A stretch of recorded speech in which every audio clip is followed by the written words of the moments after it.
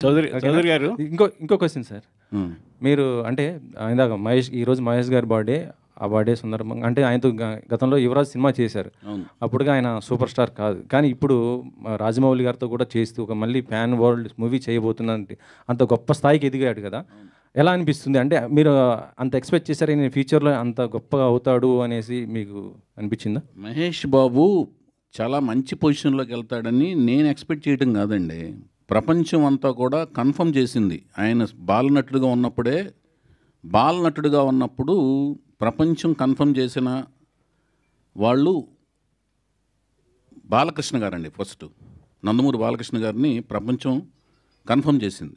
ఎప్పుడు తాతమ్మ కళ సినిమా చేస్తున్నప్పుడు కానీ, అన్నదమ్ముల అనుబంధం సినిమా చేస్తున్నప్పుడు కానీ, దాని తర్వాత కొంచెం టీన్స్ పెరిగిన తర్వాత అభిమన్యుడు క్యారెక్టర్ వేస్తారు చూడండి, దానవీర సూరకర్ణ అప్పుడు ఇతనురా కన్ఫర్మ్డ్గా అద్భుతమైన నటుడు అవుతాడు, నందమూరి వారసుడు అవుతాడని.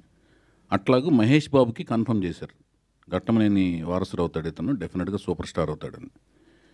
సో నాకు నా సినిమా యువరాజు సినిమా దొరకటం అనేది నేను చాలా అదృష్టం కింద ఫీల్ అయ్యాను. అతను ఒప్పుకోవటం అనేది, అన్ని సినిమాలు వెయిటింగ్లో ఉంటాయి, అన్ని పక్కన పెట్టి నా పర్సనల్ చాయిస్కి ఒక రిస్క్తో కూడిన ఎలిమెంట్ని ఒప్పుకుని ఆయన సినిమా చేయడం అనేది చాలా గొప్పగా ఫీల్ అయ్యాను. అంతేకాకుండా చాలా అందమైన మనిషి, అంటే కృష్ణుడు అంటే మీసాలు తీసిన పేడి మొహంలా లేకుండా చిరునవ్వుతో ఉన్నట్టుగా అనిపించాలండి. లిప్స్ పోర్షన్ దగ్గర పేడి మొహం తత్వం రాకూడదు. అలా ఉన్న లక్షణాలు ఈయనకు ఉన్న మెండుగా ఉన్నాయి.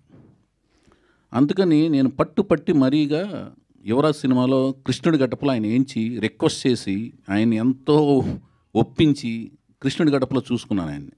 ఇప్పుడు చాలా సోషల్ నెట్వర్క్స్లో బాగా హల్చల్ అవుతుంది, మహేష్ బాబుని కృష్ణుడి కింద వేస్తే చూడాలని అనుకుంటున్నాం అని.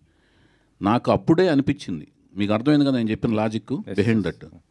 ఆ పెదాలు ఎలా ఉండాలంటే నవ్వినా కూడా మీసాలు లేకపోయినా కూడా మృదుత్వం ఉండాలి. కృష్ణుడికి చిరునవ్వులో మృదుత్వం ఉంటేనే ఆ కృష్ణుడికి అదేంటి కోమలత్వం ఉంటుంది, ఆ కోమలత్వం ఆయనలో ఉంటుంది. అందుకనే నేను ఆ లిరిక్స్ కూడా యువరాజ్ సినిమాలో చందమామలాగా చల్లనివాడే, చిన్ని కృష్ణయ్యలాగా అల్లరివాడే అనే లిరిక్స్ రాయించుకున్నా వేటూరు గారితో. అది వైవిఎస్ గారు